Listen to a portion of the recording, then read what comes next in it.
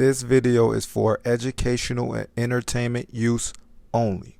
The views in this video do not necessarily represent the views or life of Marlon Dixon. Now pay close attention. They putting a little food in the area, but watch what happens.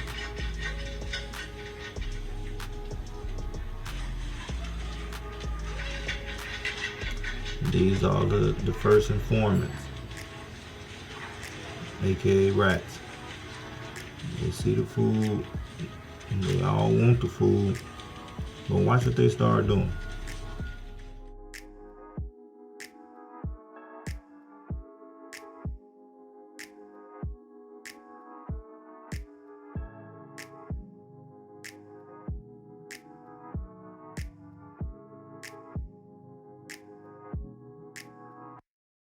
Looking stupid.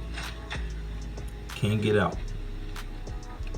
This is why I say, once you become a criminal informant, aka what people name as a rat, you're in a situation that in reality you can't get out, and now all y'all just fight each other for the scraps that's whatever thrown.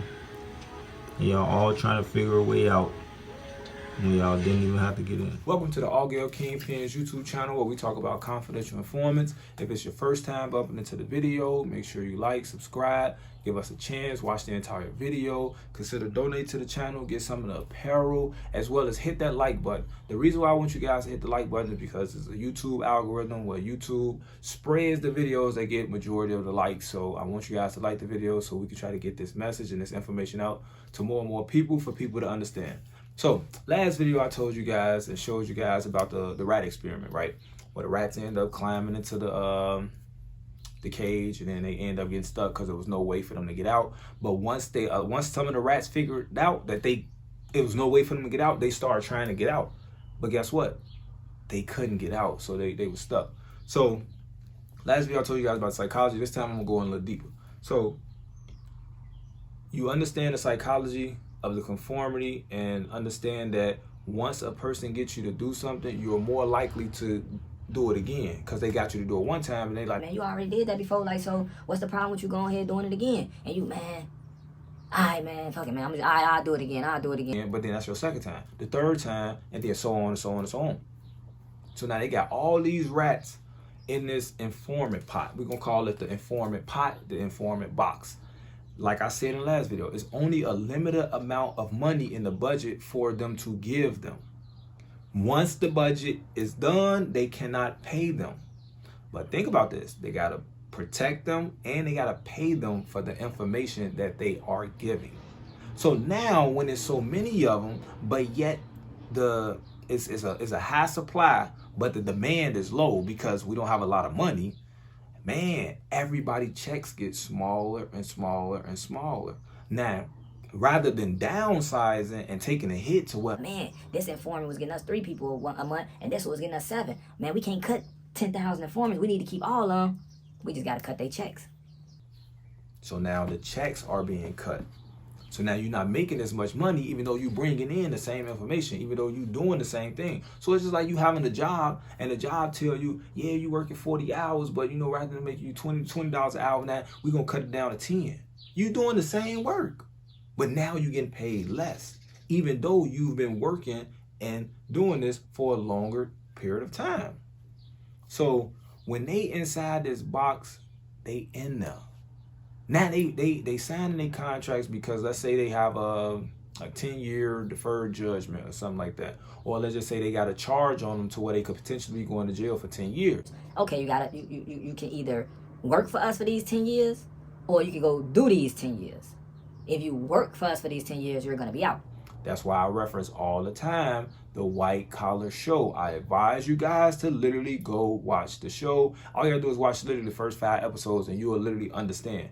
Neil had a paper that Peter signed. As long as Peter agreed to be Neil's handler, Neil can get out of jail. But he had to wear an ankle monitor. But he had to also work closely with Peter all the time. So that was his personal informant, you could say. This is what's still going on. So these people are literally signing these contracts for how many other years that they were supposed to go to jail, but the budget is still the same.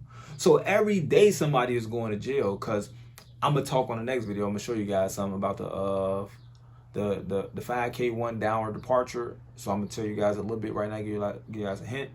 For every conviction or indictment a person brings, that's 15% off of their time. So now let's do math, guys. 15 plus 15 is 30. 30 plus 30 is 60. 30 plus 30 is 90. That's 6 people that they got, but they only 90% off of their time. They got to get an extra person. So now for 7 people, they at 105%. Now they can get out, but they got to get 7 people. In order for them to get out, they got to get 7 people. But look how many people are going into the informant pot, like I showed you guys. So because one goes in and then they got to keep on bringing more, then all of them that's in there got to keep bringing more. The budget ain't changing though. So since the budget ain't changing, a lot of them literally is telling for next to nothing now, because there's so many of them. But what they telling for is these trips, these clothes, these labels, the drugs, like the allure of the life. To be living a dope boy, dope girl, or trap chick, trap girl, the allure of it. So they being roped in by the allure of it and being sold these dreams that's actually hurting them. Now, a lot of them got into it and a lot of them want to get out of it, but there's no way to get out because other people are still pulling you in. And some of those crimes you possibly was not authorized to do, so therefore that's a crime that adds to that extra time that you already was doing for them. Let's say 10 years. You already doing 10 years for them, but you did this crime that you wasn't authorized to do. That adds 5 years, so you can add 5 years to this time, or you go to jail for 5 years. Which one do you want to do? So it's literally a open door, but you can't get out of it. It's not funny, even though I laugh. It's just, I understand it, but I don't understand how people don't see the trap. Like, think about that. We call in the hood, you sitting in the trap. I'm in a trap. That means I'm sitting right here in this one place and I'm selling drugs, selling drugs, selling drugs, selling drugs. But I'm sitting in this one place. So it's literally a trap. If the police come, where else they gonna come? And if the police come, where I'm gonna go?